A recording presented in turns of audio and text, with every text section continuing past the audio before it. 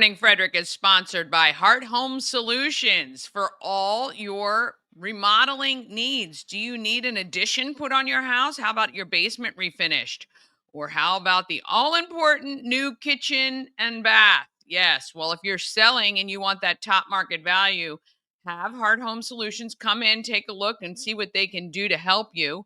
Also, because they do say, I think, and we should talk to Shannon about this, real estate agents, the kitchen and the bath, sell a house. As a female, I say that that is 100% true.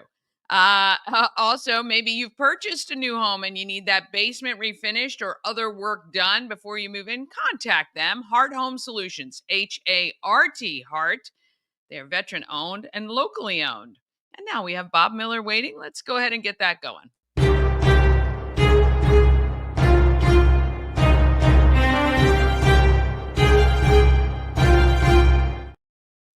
Well, good morning to you.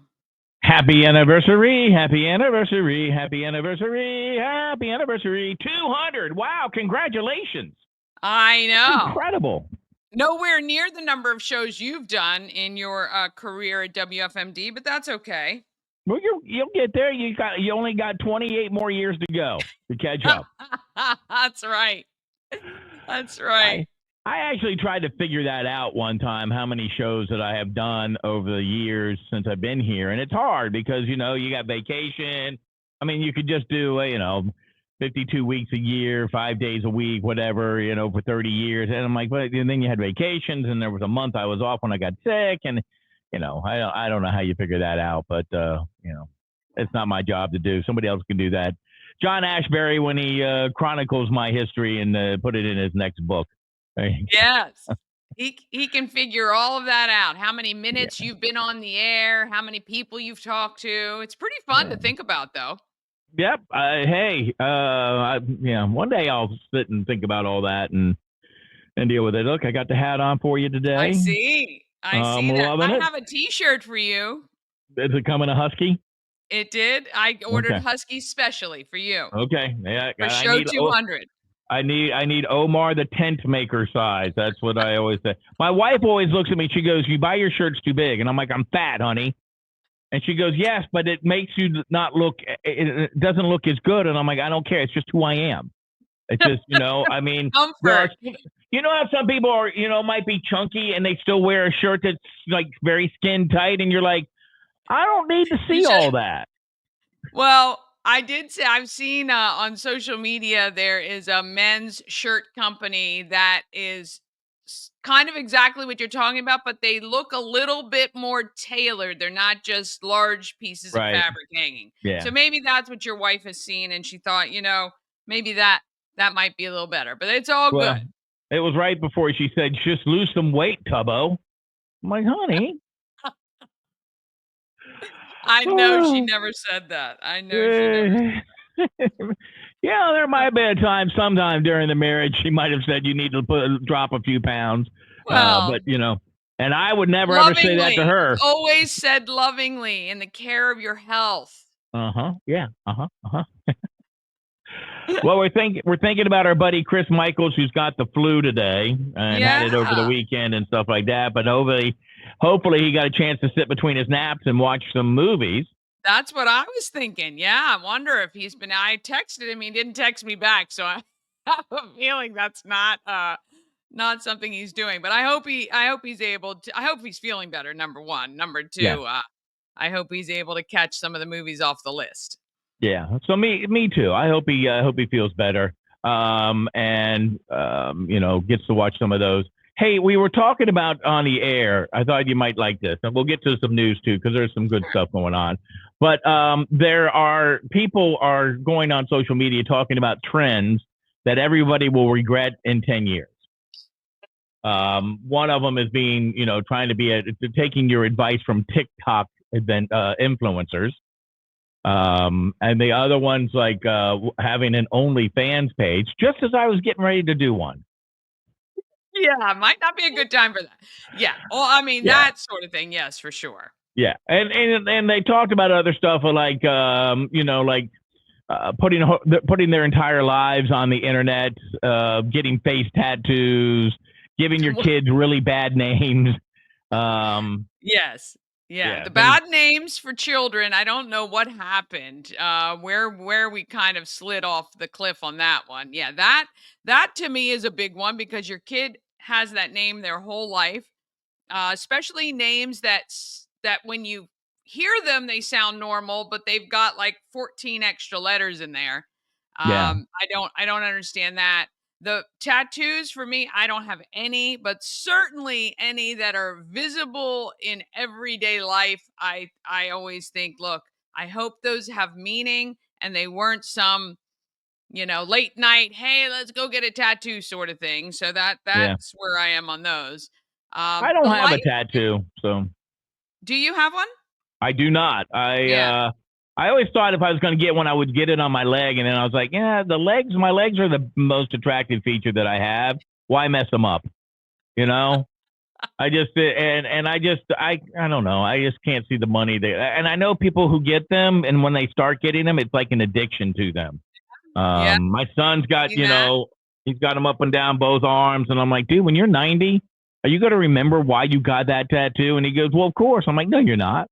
I mean, Well, I hope so. I hope again, I think tattoos with meaning are, if that's something special and I think that that's cool.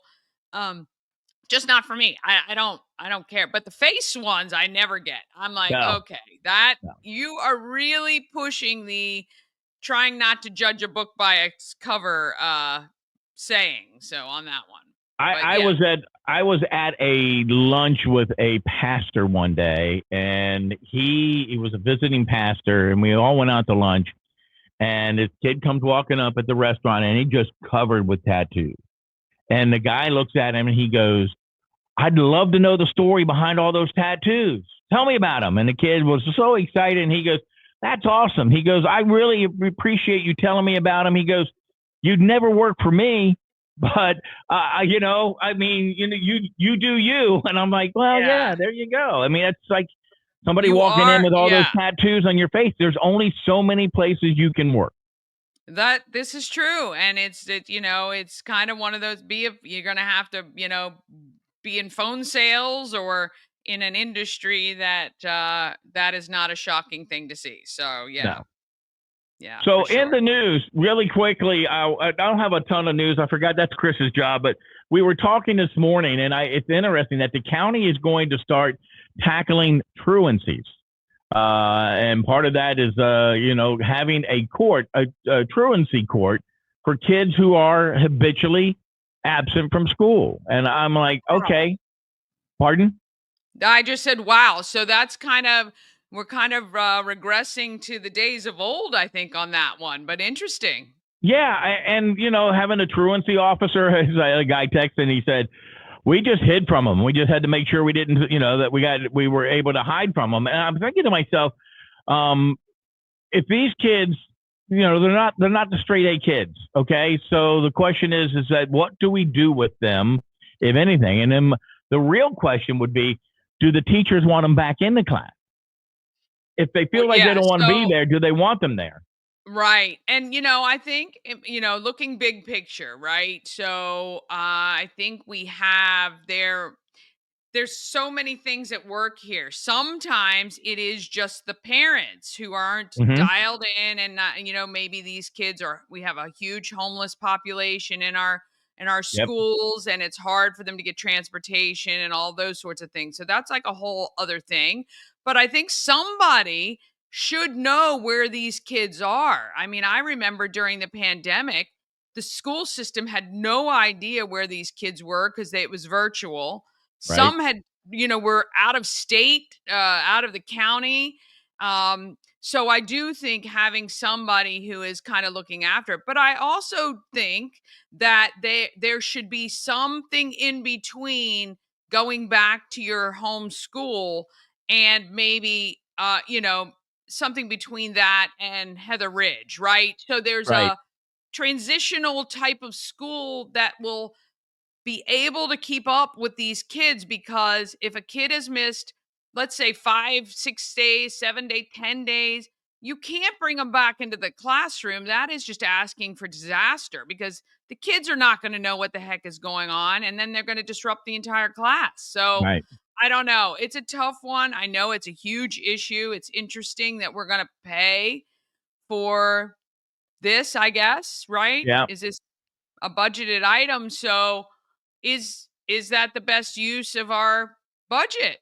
Well, then you have the court systems. Then you have, you're going to have a real live judge sitting there talking, and the parents. Now, we brought this up earlier, so you've got probably different groups of kids. One could be, look, screw school. I don't want to be in school. I'm not going to school. I don't care. As soon as I can drop out, I'm going to drop out. Then you have kids who may be at home having to take care of a loved one, and have to make a hard choice because maybe mom or dad can't do what they are supposed to do, or they got to watch after, little kids or something like that. And they choose, they're like, look, if I'm not here, nobody's here. And I've got to choose that. But I think that comes maybe at some point in time when we find people who are investigating this and putting some effort into it and being intentional, that they could probably go, okay, well, there's the kids who don't want to go to school. All right. They're just there and they're not going to, probably don't want them back. And I mean, I'm being mean, but teachers are like, look, I don't want them back in my classroom. They're going to be disruptive and they don't want to be here. Yeah. We got to find something else for them. Find something else that will engage them and make them want to come back to school. Because if you don't want to be there, it's going to be really hard. I mean, I gave the analogy of church. Sometimes on a Sunday morning, after you've worked all week, you maybe went out on a Friday night, Saturday night, but you don't want to get up and go to church at 8:30 in the morning or 9 o'clock in the morning, whatever it is. But you get up and you got to make that choice. It's the same way with your job. You still got to make that choice. Same way with, whatever, and school. But to find out what's making these kids pick and making why they're not there, and maybe getting the parents involved. Well, I I'm would okay love with to that. see a pilot program, like you say, to do it for a year, and then let's get the data and figure out, is this worthwhile to put tax dollars on for long term? Like you say, there might be 3 stacks of kids or 3 Hmm. lists, right? Right. And then we look at the solutions for some of those kids. And for some of the kids who don't want to go to school, especially if they're nearing 16, 17, 18 years old, I really think we ought to get like workforce extensions involved, looking at some of the jobs that are available to kids who may not have a high school diploma, or the trades or things like that. Maybe there is something else we can do as a community to help that person provide for their family or whatever the needs are. So yeah, I think it's interesting. Something's got to make it tick. That's it. You got to Yeah. find something that's going to make somebody interested and make them alive and go, hey, yeah, I want to do that. And if it's Yeah. making sure they go to career tech and go, okay, you know what, college isn't for you, but here's Yeah. what could be up your alley, and we'll work it to make it happen. I mean, I Yeah. don't ever want to say and give up on kids. That's the one No, thing. But no. sometimes you just got to go, okay, there's just nothing we can do. Right. There's Yeah. always something. Interesting. So, yeah. Yeah. Let's see what else is going on out there. I'll tell you what, we'll do sports here for you. A big night in high school action yesterday. Vikings of St. John's beat Chesapeake, unpreviously beaten. But Olivia Bolduc and Samantha Shively each reached 1,000 career points in their high school career with the win over Chesapeake 57-36. Middletown beat Boonesboro yesterday 59-44. Danny Bennett. Hey, Danny Bennett paced the Knights with 15 points. They're 8-1 on the season. The Bears of Oakdale are 11-0 with a 64-18 win over Tuscarora. This is girls basketball. Thomas Johnson over South High 55-38. 9 players scored for the Patriots en route to their win. Greater Grace over MSD 50-33. On the guy side, TJ over South High, 77-64. The Patriots, Ezra Bowie, 23 points, 15 boards. Linganore Downs Urbana, 57-47. Tuscarora over Oakdale, 62-56. Brunswick over Catoctin, 69-47. And it was Concordia Prep over St. John's in overtime, 75-70. Walkersville won a dual match with Brunswick in swimming and diving. And the Capitals beat the Anaheim Ducks 3-0 Tuesday night. And the Lady Terps beat the Golden Gophers of Minnesota 99-92. So there you go. Big day in sports. What sports happening? Yeah. Did you play sports in high school? Were you a I was a cheerleader. Okay. Of course you were. I don't know why. Yeah, it doesn't surprise anybody, does it? Yeah, yeah. So my wife is, because it was interesting. We're trying to declutter the house because we got a move coming up. And Yep. so she had like all the pictures of her old boyfriends and stuff like that, and her dates to the prom and the homecoming, and an album which was falling apart. And so I got the album out, and I took all the pictures of her that was just her, and I said all the ones with her dates and stuff like that, which she lived a life before me, but they were all better looking than me. And there was pictures of her when she played softball and field hockey and stuff. And I'm like, honey, they don't fit into the album, but they're so cute to look at. We got to figure out to get another album. I mean, you can digitize them, but I always like to have stuff that you can open up and look at. So, Yeah, um, I do still have some albums. I did try to scan through a lot of the pictures too because yeah, having that backup just in case is great. yeah. But yeah, that's funny. What did you do with the pictures of her with her dates? I gave them to her. I said, Uh, you look. Here's the album. I put the album together for her, just a little one with 4x6, slots, whatever. And I yeah. put all the pictures in. I said, here, you go through them because there was pictures of her trips to like, when she went to Ocean City or trips Yeah. with the school. And I'm like, you look at them. If you want to put them in, put them in. If you don't put them in. I don't care.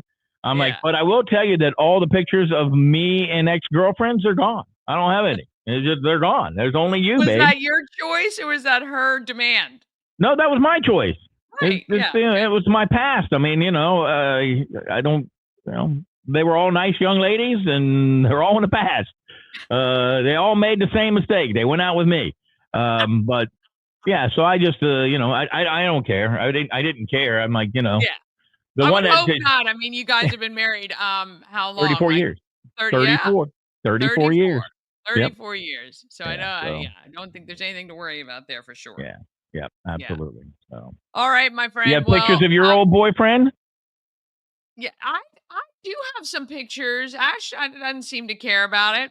I mean, Right. I don't they're not displayed or anything, but there are it was my life, but there aren't Right. many. We didn't Right. take a lot of pictures back in the day. Well, 'Cause yeah, because you had the little Instamatic Kodachrome. yeah, you had to develop them. You had Right. to freaking pay to get them back, and yeah, so yeah, there aren't very many pictures, but No. yeah, it's Yeah. funny. I did. Another I did make sure my wife took down the poster of her and her old boyfriend, and I'm like, yeah, that's got to go. Then there was one picture of her. It was they went to, I guess it was Ocean City, maybe senior trip or whatever. And I was looking at through her pictures, and apparently it was one of the girls was either getting married or having a birthday or whatever. It wasn't getting married, but having a birthday, and they had put up a Playgirl centerfold, and it was in the picture. And I'm like, honey, you should have at least covered it up a little bit. I didn't even know that you could get related. those printed. That's funny. So yeah, there That's you go. really good. That's What we really did good. in our Well, teens. I don't envy you with the decluttering and packing, so yeah. If you do one room at a time, whatever, and you just go through, and I got people who are put stuff online and sell. I got a guy coming to pick up something today. You just like slowly but surely. And then you just go, right, just throw it all in a tub and just go. You get to a point where it's like, all right, we're done. Our neighbor, real quick, and I know you got to go, but our neighbor, they moved to Tennessee, and she had everything on a spreadsheet.